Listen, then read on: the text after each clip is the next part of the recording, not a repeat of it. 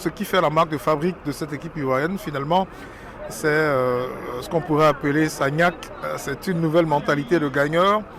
On espère que ça va continuer, mais c'est au mental qu'on essaie justement de sortir du piège des différentes équipes. Quand on regarde l'histoire de la Côte d'Ivoire dans cette CAN, les Ivoiriens qui étaient presque out, qui sont qualifiés indirectement par le Maroc et qui deviennent redoutables, est-ce que cela était pensable? C'était même pas pensable. On est spécialisé dans les scénarios invraisemblables. Il faut dire qu'à un moment donné, il faut reconnaître, finalement, on s'attendait à tout sauf à la débâcle de la Guinée équatoriale et se qualifier. Donc si on se qualifie, c'est parce qu'on a beaucoup de chance. Et justement, après, on a su rebondir contre le Sénégal, contre le Mali, tirer les leçons de ce qui n'a pas marché. Puis Gassé remplacé par Emers, il y a une certaine solidarité qui a habité les joueurs. Voilà un peu ce qui a fait la différence, je pense. Les éléphants retrouvent les Super Eagles du Nigeria en finale. Les Super Eagles qui les avaient battus 1-0 en match de poule sur penalty. À quoi faut-il s'attendre dans cette finale? Il faut s'attendre justement à un match difficile avec une défense du Nigeria assez rude. L'attaque également est un foudre de guerre, mais je pense qu'il faut étudier ce qui n'a pas marché. Lorsqu'on jouait contre le Nigeria 1-0, à part le penalty, on aurait fait match égal. Donc je pense qu'il faut pouvoir étudier le Nigeria et puis attaquer la rencontre assez rapidement pour ne pas prendre un but et puis courir vers l'égalisation parce que ce n'est pas toujours évident, je pense.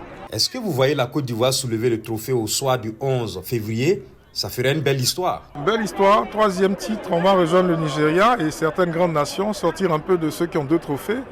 Mais ça ne va pas être facile, il faut s'attendre à une rencontre épique. Il faut pouvoir se battre jusqu'au bout, il faut pouvoir attaquer, il faut pouvoir presser avec le gegenpressing comme on le dit, le pressing très haut, ce qui permet de pousser l'adversaire à la faute. C'est 90 minutes, mais ça va ressembler à une éternité parce que le Nigeria, quoi qu'on dise, est une très très grande nation de football. Difficilement aujourd'hui, le Nigeria s'est qualifié quand même face à l'Afrique du Sud. Donc je pense qu'on souhaite prendre le trophée, on ne veut pas être prétentieux. On espère justement que les joueurs vont pouvoir tirer les leçons et puis prendre à défaut la défense nigériane.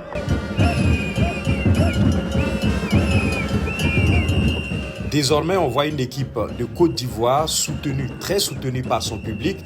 Vous avez parlé de Niak, vous avez parlé de Mental. Est-ce qu'on pourrait dire que cette CAN-là est un tournant pour le football ivoirien? Oui, j'avoue que ce tournoi-là et cette défaite a redonné un nouveau souffle.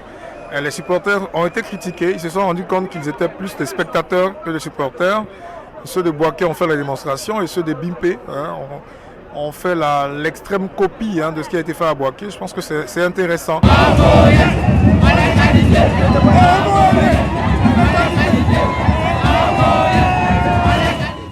Il y a des supporters de légende comme les Anglais, comme les Russes, comme les Australiens.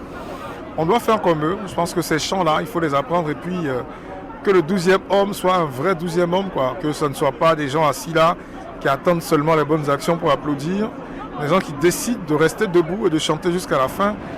Ce soir, en tout cas, ça a été un beau déclic pour être à l'unisson autour des éléphants de Côte d'Ivoire.